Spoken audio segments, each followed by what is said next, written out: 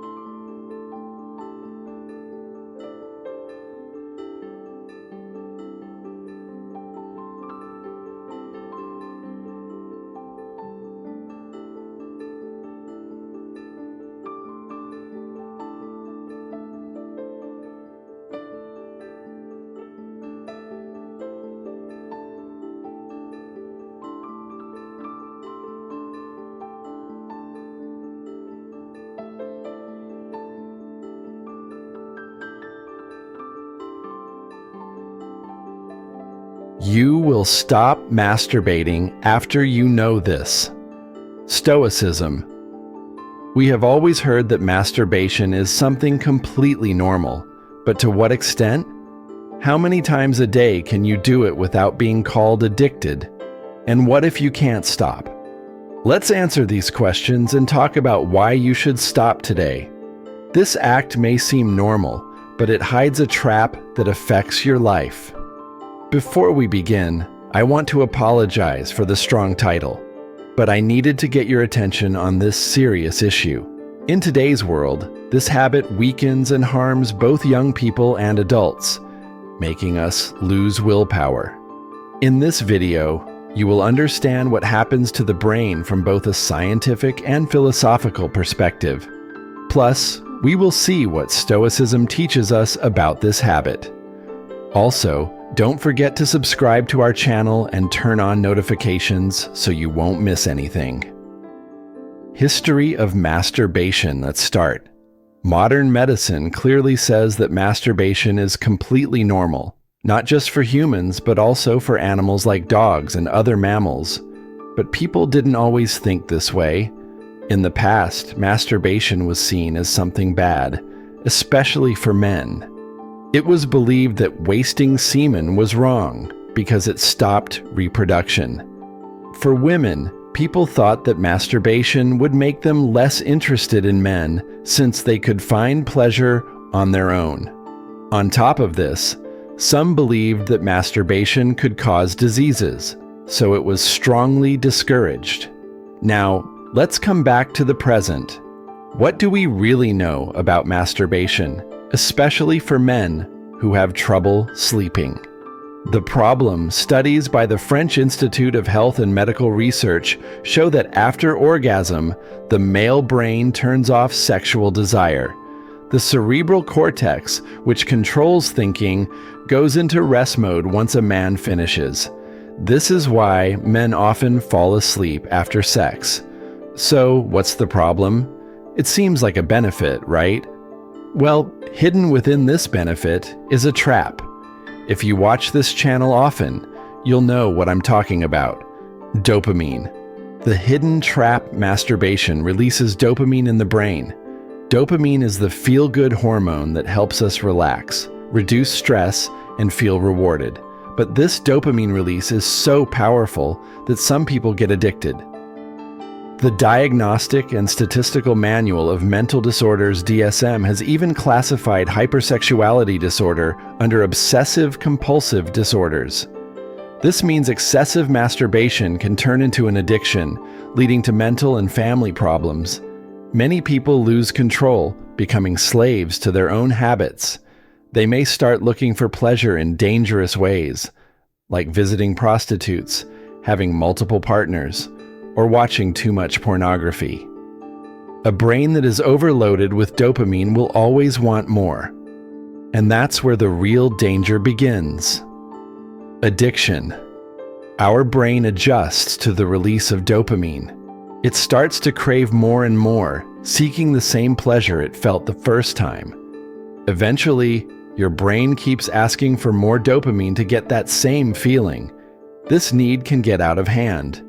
When your brain realizes that the dopamine release is too much, it tries to stop you by blocking the receptors. But the person still performs the act, masturbating, but doesn't feel any pleasure. This only frustrates them more. This is similar to the behavior of a smoker who can't quit, someone who eats chocolate nonstop, or an alcoholic who keeps drinking. At this point, you may wonder, what does Stoicism have to do with this?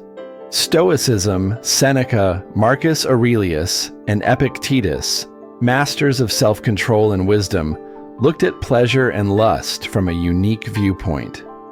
They explored human passions deeply, and their ideas still influence us today. For Stoics, masturbation wasn't just about satisfying physical urges. It was a chance to test the limits of both body and mind. It was about gaining control over our desires and understanding our impulses. The Stoics believed that true freedom came from mastery over worldly pleasures. Epicurus, for example, said that it's not the pursuit of pleasure, but self-control that defines a good person. In Stoic thought, it's not about repressing desires, but understanding them and being in charge of them. This leads to a higher level of self-awareness and mastery. Instead of being slaves to our desires, we must become their masters. Seneca taught us that the goal of Stoicism is not to deny pleasure, but to live with awareness of it. True satisfaction doesn't come from momentary enjoyment, but from understanding, accepting, and managing our deepest desires. Consequences. For the Stoics, every action has consequences, not just for us, but for the universe's natural balance. When we give in to intense desires, like uncontrolled masturbation, we lose our connection with nature and peace. We become prisoners of our desires, drifting away from inner serenity.